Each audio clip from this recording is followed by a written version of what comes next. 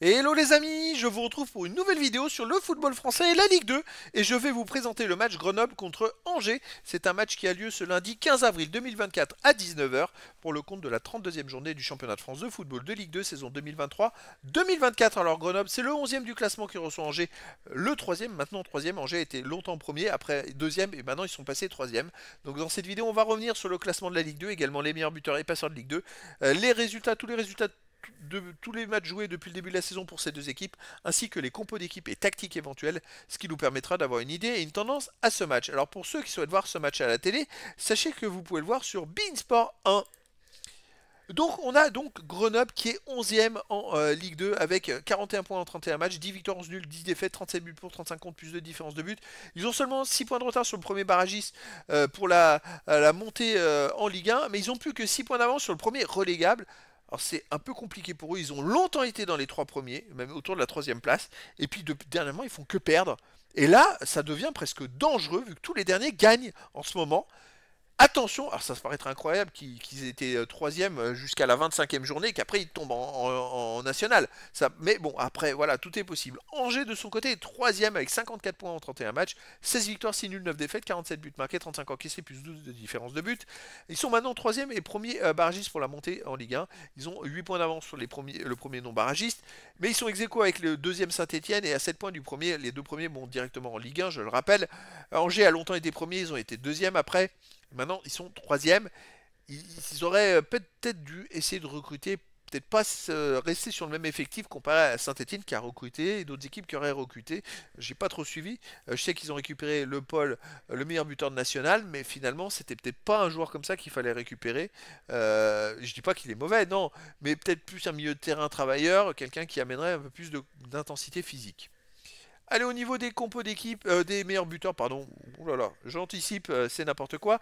On a pour Angers Diony avec 13 buts, deuxième meilleur marqueur de Ligue 2. Ensuite El Melali 8, Abdelli 6, Baouya 5, Lopi et Capel avec 3 buts. Et pour Grenoble, on a Messaba avec 11, Sbaï 6, Benet 4, Postolaki et Joseph 3 et Touré avec 2 buts.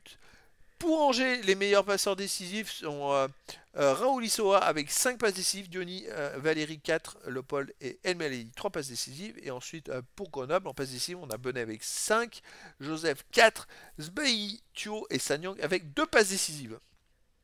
Les résultats toutes compétitions confondues cette saison: Grenoble 33 matchs joués, 11 victoires, 12 nuls, 10 défaites, 40 buts marqués, 37 encaissés, plus 3 de différence de but, comme je vous l'ai dit, vous voyez sur les derniers matchs. Ils ont fait un nul et 7 défaites sur les 8 derniers matchs. Mais c'est une catastrophe. Comment ils ont pu se transformer comme ça en marquant que 3 buts? Ils ont pris un point sur 24. Alors ils jouaient la montée en Ligue 1 et ils se retrouvent bientôt, s'ils continuent comme ça, ils n'ont pas gagné depuis vous voyez, à la 23e journée, ils étaient encore 3e. Ils avaient gagné 5-1 contre Caen. Alors, il vaut mieux gagner 5 fois 1-0 qu'une fois 5-1, malheureusement pour eux. Et derrière, c'est une catastrophe.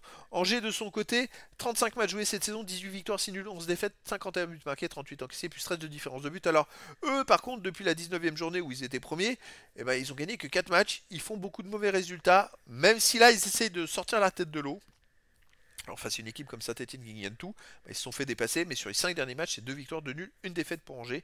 Il faudra mieux, il faudra enchaîner les victoires pour espérer reprendre la deuxième place. Au niveau des matchs à domicile, Grenoble reste sur 3 matchs de suite sans victoire, avec 2 défaites et un nul, et 3 matchs aussi sans marquer de but. Angers, de son côté à l'extérieur, reste sur une victoire et un nul. Après avoir enchaîné 5 défaites, donc c'est une équipe qui essaye d'aller mieux. Au niveau des compos d'équipe et tactique, pour Grenoble, on aurait du 4-3-3 gardien, Maubleu, défense Touraine, Monfray, Diarra, Mendy, milieu de terrain, Benet, Sylvestre, Valls, attaquant Messaba, Postolaki et Joseph. Et pour Angers, on aurait du 4-4-2 avec gardien Fofana, défense Anna, Lefort, Outonji, Valérie, milieu de terrain Abdelli, Capel, Raled, El Melali et attaquant Diony et Lopol. Donc voilà les amis, le décor est planté entre ces deux équipes. Difficile de savoir laquelle finalement pourrait l'emporter. Angers me paraît être quand même en meilleure forme que Grenoble, qui fait que perdre en ce moment, qui a pris un point en 8 matchs. Mais après, dans le foot, tout est possible. Et donc, je vous donne rendez-vous ce lundi 15 avril 2024 à 19 h pour le match de la 32e journée du championnat de France de football de Ligue 2 saison 2023-2024. Grenoble, le 11e du classement, reçoit Angers, le 3e. Voilà les amis, je vous dis à très bientôt pour une nouvelle vidéo.